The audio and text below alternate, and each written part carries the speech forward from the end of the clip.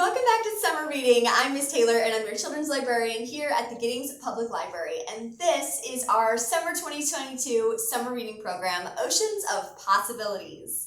If you haven't signed up for the program yet, come to the library and sign up with the librarian. You just need a library card to get started. And then you can win prizes all summer long for the reading you do at home this summer.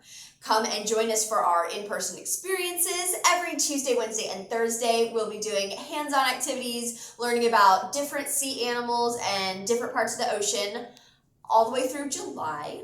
And here on YouTube, we'll be reading stories together. We'll be reading a chapter a week out of this book. This is a classic in juvenile literature, The Swiss Family Robinson by Johann Weiss.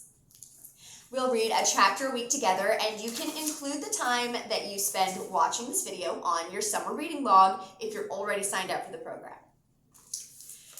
Starting today, we're going to read chapter 1. This is The Shipwreck in The Swiss Family Robinson. The tempest had lasted 6 long and terrible days. On the 7th, far from diminishing, it seemed to redouble its fury. We were driven far to the southeast, out of our course, and no one knew where we were. Everyone was worn out and exhausted with fatigue and long watching, and all hope of saving the ship had disappeared. The masts were broken and the sails rent. The ship, full of water, threatened every moment to go down, and each one, commending his soul to God for mercy, strove to find some means of saving his life. My boys clung to their mother and trembled with fear in our little cabin. "My dear children," said I, "God can save us if it is his will. If not, we must calmly yield our lives into his hand." My poor wife wiped her tears, and to give courage to her boys became calm. But while endeavoring to comfort my family, I could scarcely restrain my own grief. We all knelt together and offered prayers to the Almighty. Fritz, my eldest boy, prayed most earnestly that God would save his dear parents and brothers, seeming quite forgetful of his own safety. All at once, above the roar of the wind and waves, I heard the cry, "Land! Land!" whilst at the same instant so violent a shock was felt that I believed the ship had struck on a rock and would immediately go to pieces. The cracking timbers and the sudden rush of water which poured in on all sides proved that I was not mistaken.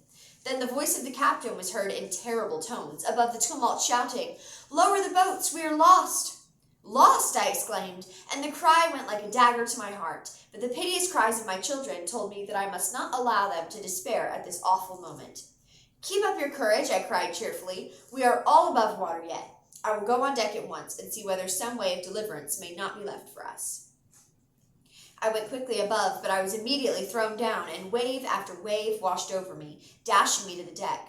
I struggled to withstand their force by clinging to the side of the ship, and then what a sight presented itself. One boat was far out to sea, and the last of the sailors, as he leaped on board the other boat, cut the rope and it began to drift away.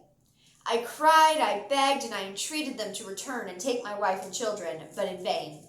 My voice was drowned in the howling of the blast, and even had I been heard, the fury of the waves rendered the return of the boats an impossibility. Glancing around me in despair, I observed, with returning hope, the position of the vessel. The bow had sunk forward, leaving the stern, in which was our cabin, high above the water, and as the wreck was fixed between two rocks, there seemed to be no immediate danger of its sinking, especially if the storm abated. Looking towards the shore, which a misty rain obscured from view, perhaps making it appear more barren and desolate than it was, I determined to make an effort to reach that place of safety, and returning to my dear ones below in the cabin, I addressed them hopefully. "Take courage, my children," I exclaimed on entering. "All is not yet lost. The ship is fixed between the rocks, and our little cabin is high above the water. If tomorrow brings a calmer sea, we may be able to get on shore." My boys received this news with transports of joy, but my wife noticed my anxiety in spite of my calmness, though I knew that her confidence in God was unshaken, and this gave me new courage. Searching in the steward's room for provisions, my wife soon had a plentiful supper prepared for us. "For," said she, "nourishment for the body gives strength to the spirit, and we may have a very disturbed night." And so it proved. The 3 younger boys retired to rest after enjoying a hearty meal, and were soon fast asleep, overcome with fatigue and excitement. But Fritz, the eldest, a youth of 14, preferred to watch with us. During the night the storm continued, and the waves broke over the lower part of the ship with undiminished fury. From time to time, a cracking noise told us that the timbers of the wreck were strained by their force, and a continual trembling caused a dread that the vessel might at any moment fall in pieces. After one of these shocks, Fritz exclaimed, "Father, I have thought of a means of safety. Do you think we could find swimming belts on board for Mother and the boys, or make something to support them in the water? You and I can swim to shore, but they cannot swim." "An excellent idea, my boy," I replied. "We will search at once." But no swimming belts could be found, so I determined on a plan which I hoped would prove successful. In the steward's cabin we found a number of empty barrels, strong enough to keep a person afloat. These we fastened together in pairs, with space enough between them to allow of their being tied under the arms of the 3 boys and my wife.